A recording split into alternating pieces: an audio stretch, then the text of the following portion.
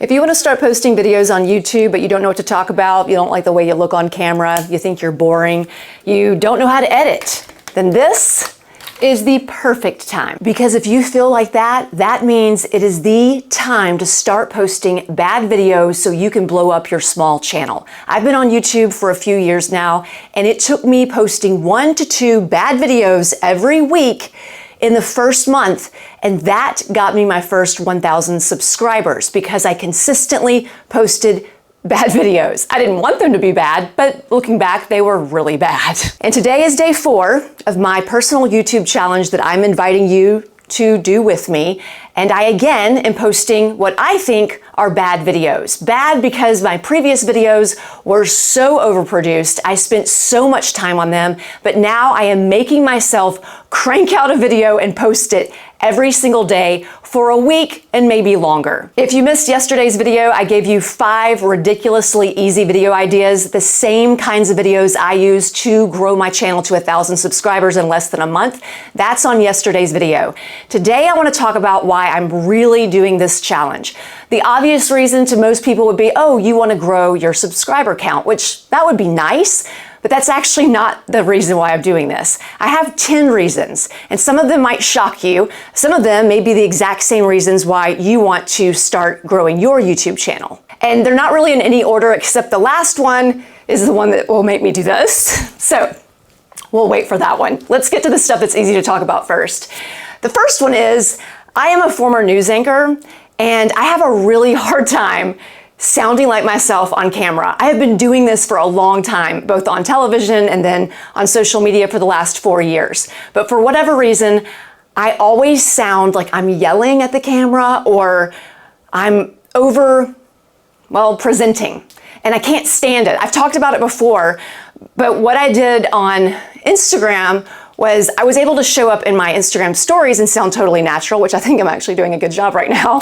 But when it came to my reels, I still had that presenter voice. I've come a long way. If you know me from Instagram, you know that I do a lot of skit reels. I love characters. I like trying to be over the top creative with teaching video on reels. But I didn't want to do that on this channel. I tried it actually, and it didn't work out real well. So one of the reasons is I'm forcing myself to record every day so you get this version of me and not the weird presenter person. Reason number 2, I'm sure you can identify with.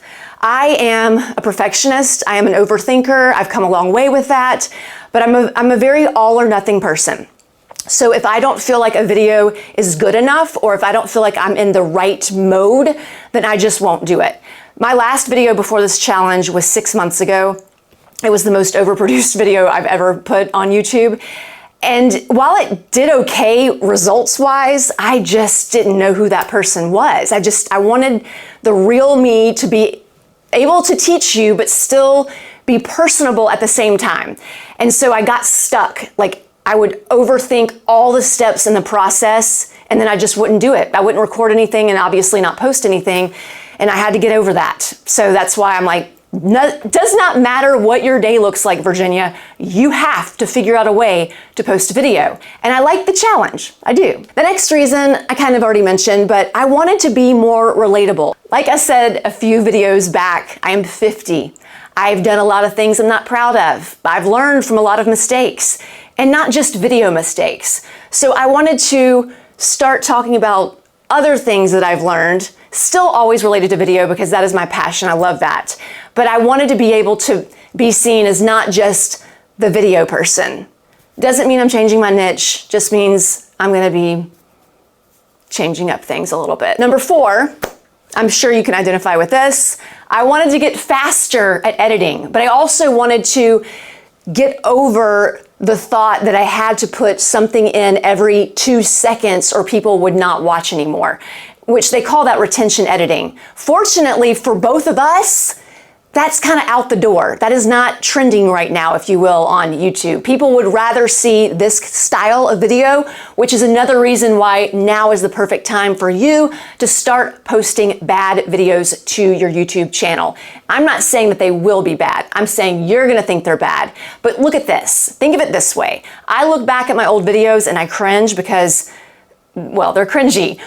But I also know that I would only think they were cringy if I have improved since those cringy videos. So when you go and look at a video that's cringy to you, that means you are growing. You are improving your on-camera presence. Don't forget that.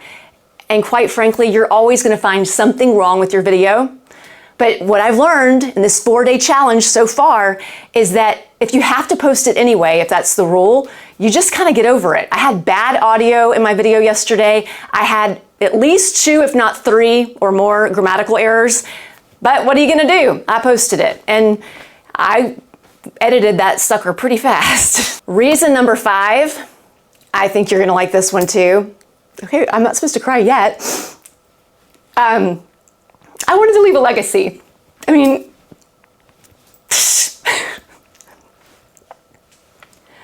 I didn't want to just have goofy videos or me yelling at the camera giving tutorials. I wanted something that was like, okay, I wanted something there for my loved ones so they can remember me how I really am and not just the goofy person or the perfectionist video coach. I wanted them to see me for who I am. Okay, enough of that. Let's get on to the next one. This is a good one. Number 6, I wanted to get faster at recording, which I can already tell that's happening right now because there are takes that you're seeing that I would not have approved of, like that last one, but I'm just saying, nope, keep going, keep going. See how when you give yourself deadlines and you give yourself rules, not too many rules, I mean rules in a good way, rules like you can't be too rigid kind of rules.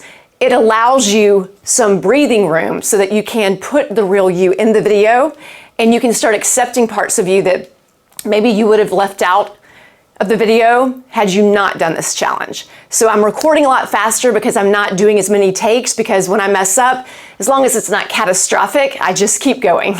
The next reason I'm doing this YouTube challenge is because I wanted to get more creative. And when I say more creative, I mean, I believe that no matter what the theme of your channel is, you can incorporate your videos into some part of your everyday routine. So the other day when I was crunched for time because I had to go run my son to the dentist and then take him back to school, I continued to teach YouTube while I made myself something to eat because I forgot to eat that day and I knew I had to leave to go to the dentist or get him to go to the dentist. And so I just made my yogurt and blueberries while I talked to you. I didn't make it a big thing. I just made it part of the video. Didn't talk about it, just made it part of the video. I'm not saying you have to do that. I'm giving you an example. I'm giving you an example of how you can integrate your recording in your everyday routine. So I was in my car at Walmart the other day. Today I have my laundry room to myself so I can record here. Tomorrow I have to drive to St. Louis, so who knows what that video is gonna look like. But I like that challenge of being creative so that I can make my videos about whatever it is I'm talking about that day, no matter where I am. This might surprise you because I teach people how to tell stories on video. I wanted to become a better storyteller.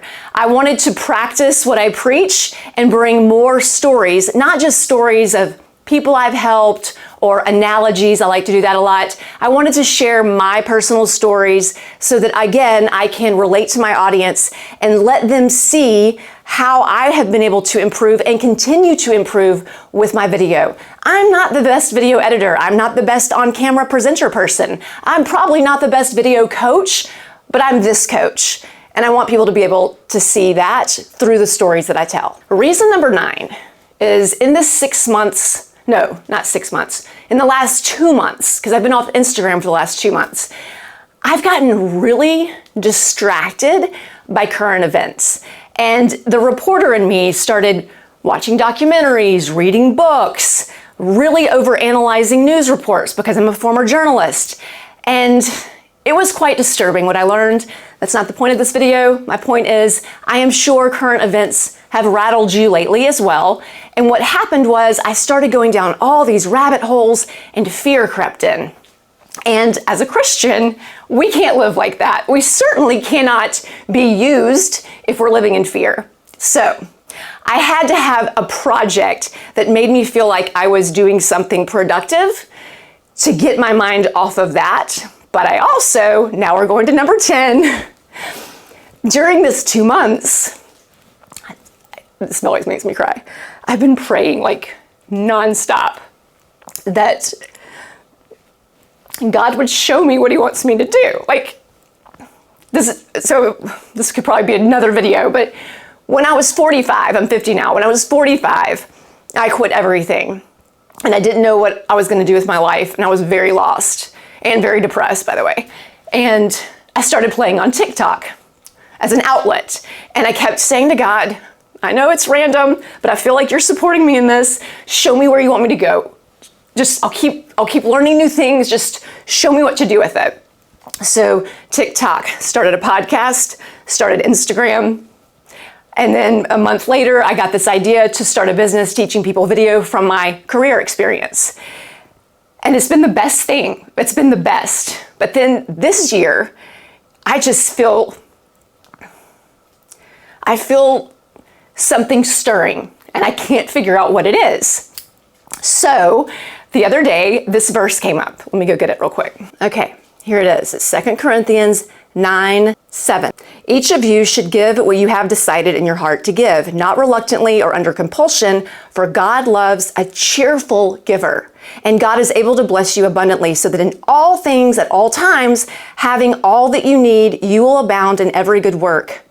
And so a lot of times when we read this, it's about giving back to the church. It's about tithing. But when I read this time, it was like, he wants you to be cheerful in your giving.